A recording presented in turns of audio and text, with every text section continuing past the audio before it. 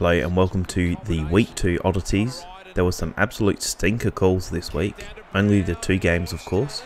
Somehow Lockie Jones has given away a free. If anything, I thought he probably deserved to get a free, but they both had eyes for the ball and spoiled each other, sort of just ran into each other's path. If anything, this should just be called play on, definitely not a free against Jones. I think that's pretty stiff.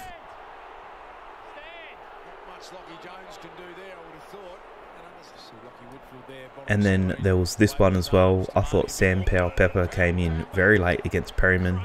I thought that usually this would have been paid a 50-metre penalty. For some reason on the night it wasn't. Umpires just paid a mark and nothing else. But he's very late. Surprised it wasn't 50. I don't know. Probably just a bad call. Bedford gets the goal and you can see he runs away from everyone, even Aaliyah, and he looks like he's going to go in for an easy shot at goal, but you just watch the way that he drops the ball. I don't know if he loses grip or what, but he sort of just pops the kick up a little bit and he misses a very easy one. In the end, didn't have an effect on the game, so oh well. BT has totally malfunctioned and turned into a snake. It's just sometimes slightly indicative of the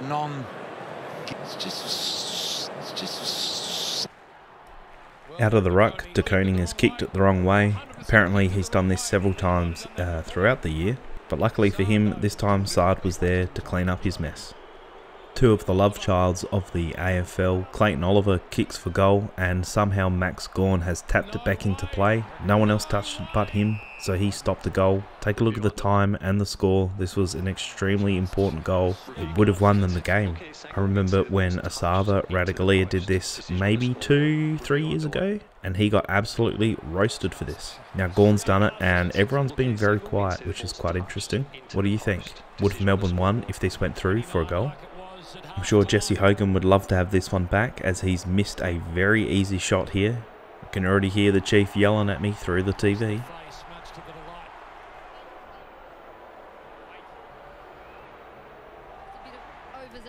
Rioli kicked the first goal of the night, but I really want to know what the celebration by the fan here was. Does this mean something that I don't know? He's doing karate chops. Does anyone know what this is? For the most part, I really do love the way that Cozzy plays his footy. He's super quick and exciting to watch, but he seems to do these sort of cheap shots far too often. He needs to get it out of his game. He's missing the first week next year by the sounds of it. You could cause some serious damage with this. Luckily Cripps was okay, he was able to play the rest of the game, but this is just a cheap shot. I'm going to play this clip 2 times in a row, but just watch the effort from the Port players, especially Lysette, Houston and then Jones in the other end. You can just see that GWS just want to play the ball more. They just want to keep the ball moving. They want to keep the ball in. Port Adelaide on the other hand look like they're looking for the safety of the boundary. It doesn't end up in a goal, but you can just see exactly why GWS won the game, because they just had more effort, more drive to win the footy and keep it moving.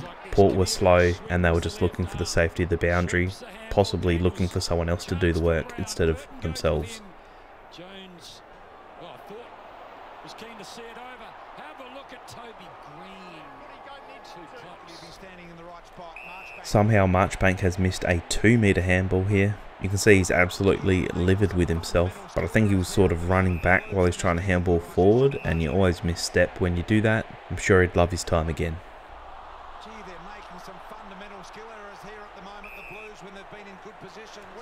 Again, Melbourne had so many chances to win this game, so it's not exactly 1 point where they lost it, but you can see that McVie here had the chance to spoil Doherty. He looks like he's going for the intercept mark or the spoil to punch it. I remember learning as a junior, even in basketball, is if there's a ball like this and you know the game's on the line, you either have to kill the ball, make sure you do, and possibly take out the player, or make sure that you just stand the mark and defend. They were pretty much your 2 options that he had to do, and he did neither. And then Carlton go forward and kick the winning goal. What do you think?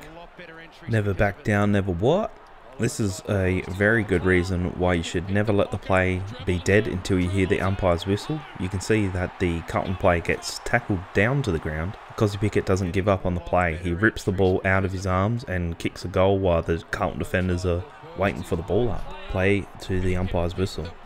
Do you think Melbourne did this on purpose? There was probably 5 or 6 rucks from boundary throw-ins where there was no Melbourne ruck. You could actually see Christian Petrarca get very angry, upset that the umpire wouldn't allow him to be the ruck. But for some reason Gawn wasn't in there at all times. And if it wasn't him, then I think it was McDonald. But I reckon there was about 5 or 6 times where they had just had no ruck at all. How was this goal by Petrarca? You can see that he gets the ball and it looks like he's going to play on, then he realises the defender's right in front of him, so he stops, but the umpire's already called play on, but it doesn't matter, kicks a goal anyway. Yet another Pickett clip from this game. I'm not entirely sure what was going through his head, whether he was just trying to be physical, but he's just given away a clear free kick right in front of the umpire. This is just so dumb in a final. He needs to be better than this. A quick little shank here from Sam Powell-Pepper, especially when Port needed it. Maybe not a goal, but I mean, you have to do better than this. Melbourne clearly came out with an intent to be physical with the opposition, and you can see here after the ball's gone out, you can see Sparrow just grab Walsh's jumper and rip him down to the ground. Unfortunately, he's hit his head on the scoreboard. Well, not the scoreboard, the little sideline advertising thing, and those things are extremely spiky, so that would have actually really hurt the top of his head. I haven't seen if he'll cop a fine for this, but he might. Usually when they push him into the boundary like that, they do cop a fine. Tom Green has given away a free kick for an elbow to the guts of Connor O'Zee. I haven't had a chance to look at the suspensions and everything, but I would expect this one to just be a fine. Again, I haven't actually seen what's happened with the suspensions, but I wouldn't be surprised if Viney actually gets a week for this. They sort of swept this one under the rug a little bit, but you can see he overruns the ball, makes head-high contact, he's chosen to bump. I think this is a textbook 1 week suspension for Viney, but knowing how the commentators and everyone else around surrounding the game didn't make a big deal of it, I wouldn't be surprised if this is absolutely nothing. But you can definitely knock a bloke out doing this, so I think a week is about right.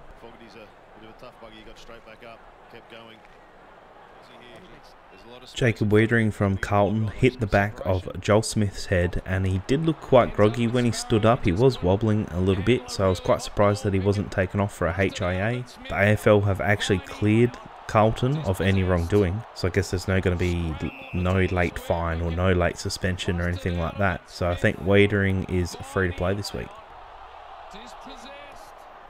Rioli's made his presence felt, as after the tackle's completed, he's just thrown down Whitfield to the ground, which I think is fine. It's a little bit rough, but there's nothing more to it, no fine or anything like that. He's just letting his presence known, and poor old Whitfield seems to cop a flogging almost every week.